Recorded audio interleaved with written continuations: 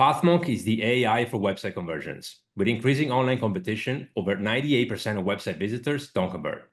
The ability to successfully show your value proposition and support visitors in the buying journey separates you from the competition online. Pathmonk qualifies and converts leads on your website by figuring out where they are in the buying journey and influencing them in key decision moments with relevant micro experiences like case studies, intro videos, and much more. Stay relevant to your visitors and increase conversions by 50%.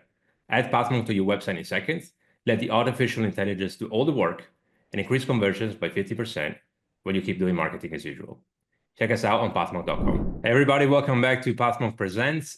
Today we have a special guest with us. It's Elvis Abeltins from DeskTime. He's our newly, I think, hired CMO. It's been a few months, right, Elvis? Welcome to have you on the show. Yeah, thank you for having me. Yeah, hi everyone. Yes, I've joined the DeskTime team. I think around 4 months ago. So yes, pretty new to the job, but yeah, but still like it's been a pretty eventful period, and I think I've already like jumped into all of the work stuff like pretty much instantly. So yeah, it's been exciting.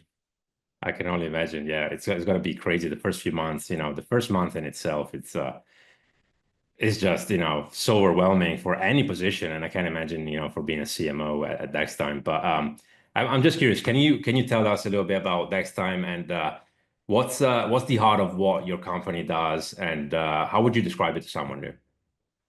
Yes, well, like to put it super short, it's software. It's like a tool that helps you improve productivity.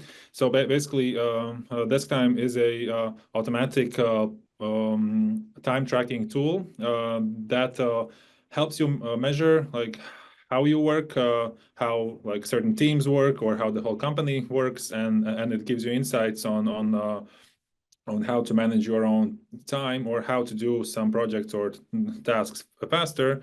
Plus, at the same time, DeskTime also gives employers like the ability to implement some employee like wellness programs, for example, like flexible work times or like shorter work weeks, because with this tool you are able to precisely track like how much you work, what like breaks are you taking, and like therefore it's like really easy to implement these policies. Like just an example, like we are of course using this tool at like DeskTime as well, and for us we have a like flexible workday start time, so we can start work at any time until 11 a.m. and then it's up to you and like you plus like that's time to just check that you like do the needed working hours, and well, since we are also measuring ourselves and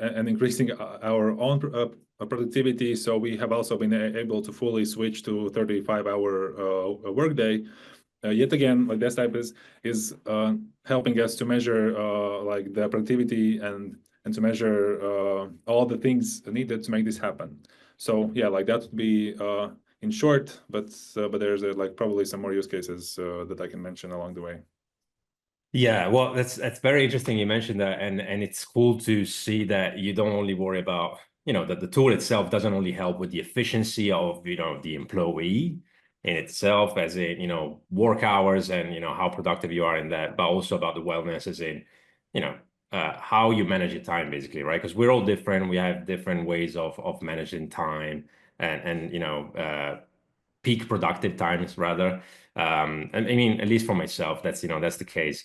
But I'm also curious, what's your ICP then? What kind of businesses do you or industries do you feel you're able to serve best with this kind of tool? Yeah, well, technically, anyone that works with a laptop, but of course, like we have like defined the ICP into a like more detailed categories. So typically, those are like companies of like a few hundred employees. Smaller teams are also welcome to use it, and like individuals like freelancers, for example, to better like do the billable hours like tracking and all that. But generally, It's a company usually in the IT software services or finance, sometimes industry with like a few hundred to a few thousand employees.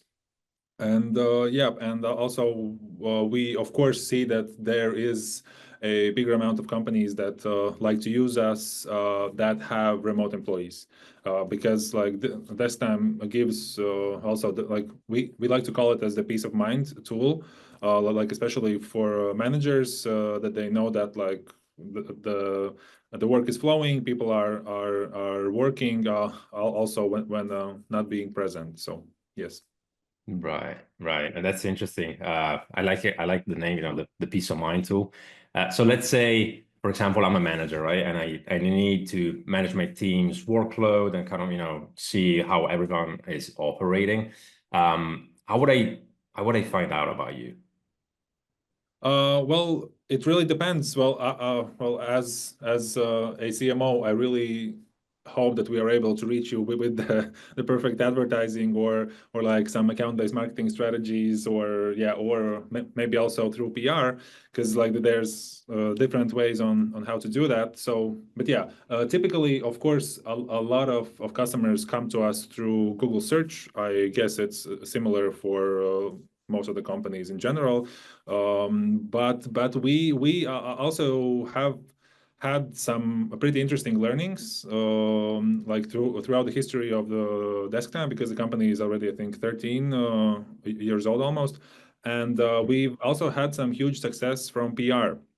So for example, well, we have like thousands of like tens of thousands of clients that work every day. Like they do something on their computers, and like there is some this like generalized data that you can collect and work with. Of course, like compliant with all the policies. Like we're just like talking about some simple things. For example, we had an article where we introduced the 52-17 rule. So what we did is that we analyzed the habits of the 10% like of most productive employees from all the companies, and we found out that the people that are the most productive, they actually tend to work these 52 minutes and then take a 17-minute break. So this is a very interesting learning, just as you mentioned previously, that you have your own like peaks and like downs of productivity. So we published this article, and after a pretty short time, it got picked up by Mashable, Business Insider, Inc.com, Lifehacker, like so all of these like big portals, and it just like went like super viral into the world. And that article was actually posted 10 years ago from now. So that was Wow. like such a history. But then again, we sometimes still see like people referencing this 5217 rule, or like yeah, this thing how we called it, and yeah, it still keeps like bringing the awareness. So the PR is something that we take pretty seriously here, and we're constantly thinking of new ways on how to use like the available data to maybe generate some insights that are like valuable to the world. So that's definitely something to keep in mind. But generally, of course, paid advertising, account-based marketing tactics, like by reaching out to specific companies that we know fit the ICP. And so basically all the usual B2B SaaS stuff is of course still relevant. Right. Well, that's interesting. That, by the way, out of curiosity, is that article still bringing traffic? Is that still going or? It is well, it's not per se this one article, because it, like you know how it happens with the media, it just went all around the Hmm. like internet. So there's like tens and I don't know, maybe even hundreds of articles that link to it and mention it. So yeah, like when we do some media monitoring, we sometimes tend to see that it still gets picked up. Of course, we also do our own like recaps on that, like to mention it once again and to get people talking, and like we do some other data studies. So yeah, it like definitely had an effort. Right. Yeah. Well, it's good to know that you guys diversify. as much as possible in terms of, being able to for your acquisition channels, right? So obviously we are biased here at Pathmonk because we're a website tool, but my next question will be more about, when do people find you and, they through organic or paid? What role do you think your website has when it comes to actually, acquiring new customers? Well, it is pretty important. Like, of course, there is this like in some cases there is some information that the audience has already gotten from like the same PR articles or someone referencing and so on and so on. But if you bring in a totally new user that came through, I don't know, a paid or organic search, for example, then the website is really important. And then like how I like to think about it is that, well, you need to understand what the product is about pretty instantly. And then, of course, we understand that most of the products are like fitted for like different industries, and there might be different use cases for each product. So the website definitely needs to have some self-segmentation features. Like that can be, I don't know, super intrusive, like you just do a toggle switch and like to, I don't know, to switch to like the use case that you need. But generally it's just utilizing the menu bars and then creating it in a way that you can just, I don't know, for example, hover on the categories and like fully get all the information that you might need. Like what is this tool? What do we fix? What is your like the industries that we cater to, how much it costs, and like so on and so on.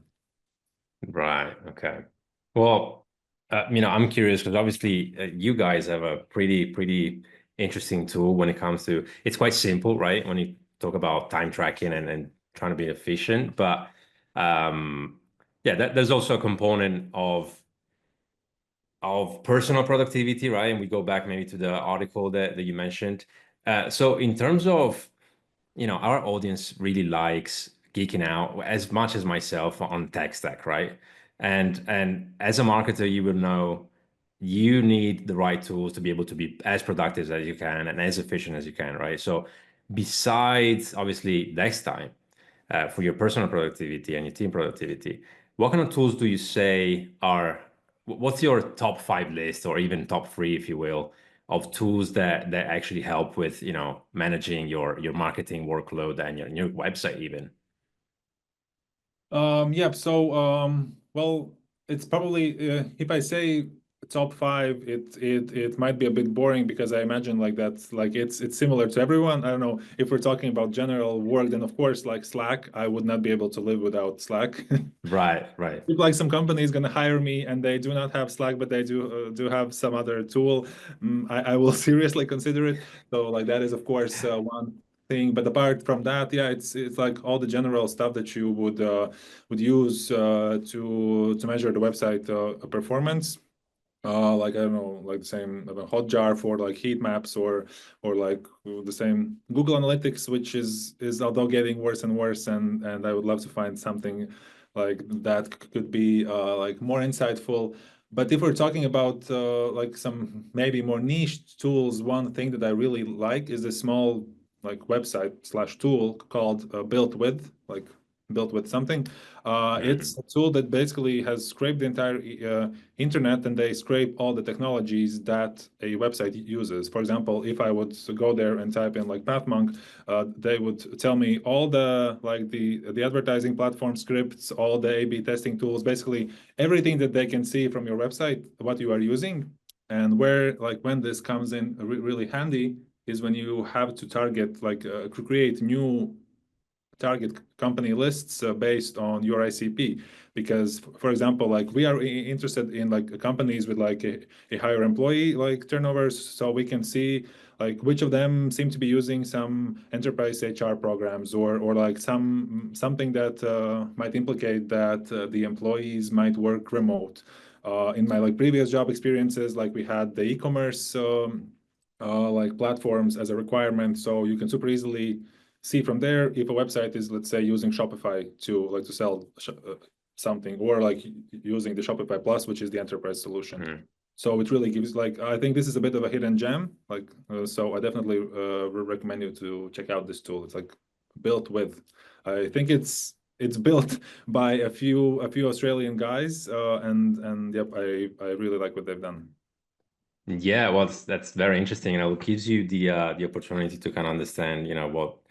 So obviously, staying on the theme of tech stack, right? You understand what someone else is using and maybe strategize around the best ways to reach that.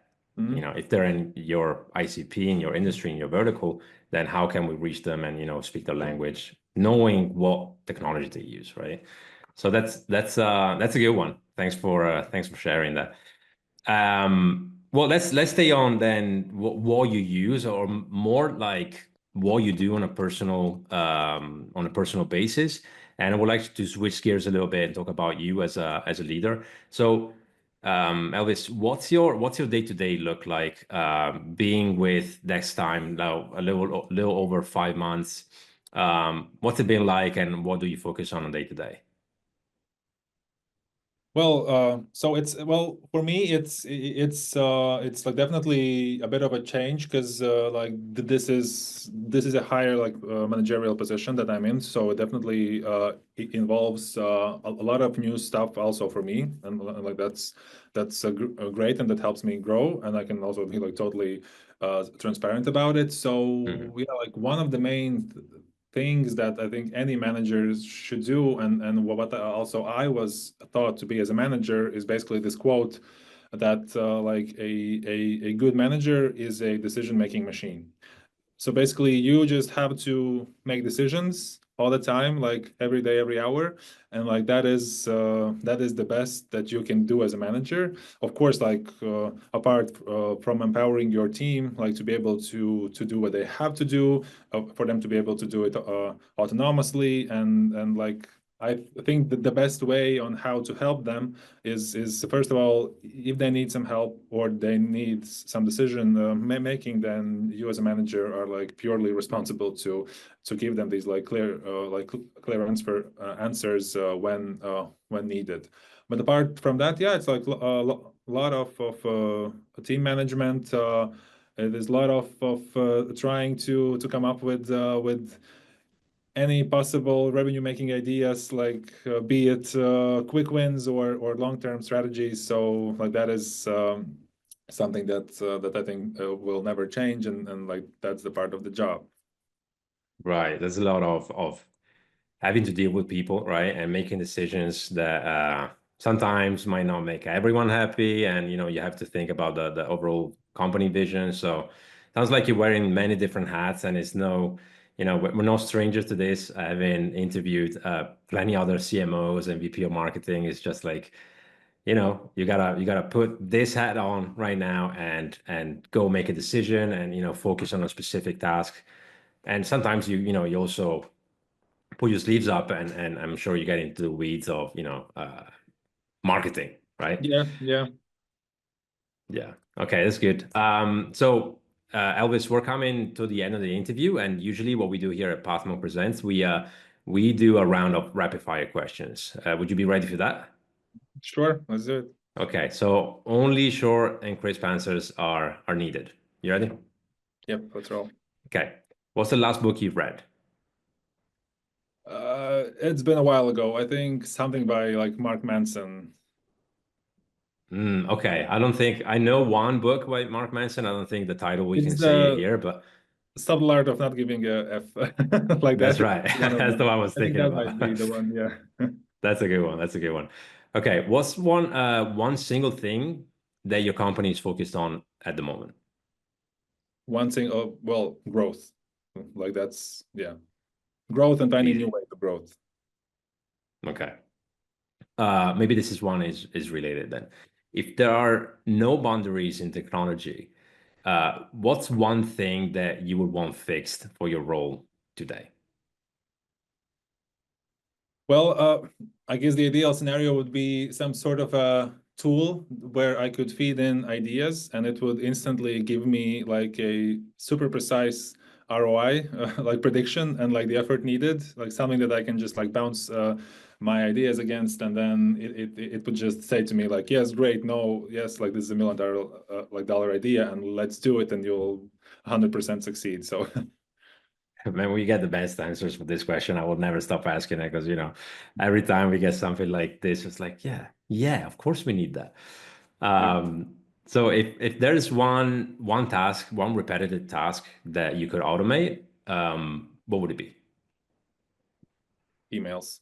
I think like, yeah, because there's, I don't like, this new feature for the iOS where it summarizes all the notifications, like what someone somewhere said, and yeah, I would want to have this for email, that it just gives you a summary that like, hey, there's like five, like I don't know, 15 irrelevant emails I just archived or did generic responses, and like you have to look at these 3 emails, and like these are the suggested responses, and then just check them and click send. That's a good one. What's one piece of advice that you would give yourself if you were to restart your journey as a marketer today? I guess it would go with the decision-making point that I mentioned earlier, to not be afraid to make the decisions, and like also like that, do not wait for 100% of information to be able to make a decision. Just get at least 60-70%. If like that's enough, then make a decision, and just to do it even more and even faster, because that is the way that just helps you to succeed faster, and also to fail faster, and then learn from that failure and do something better next time.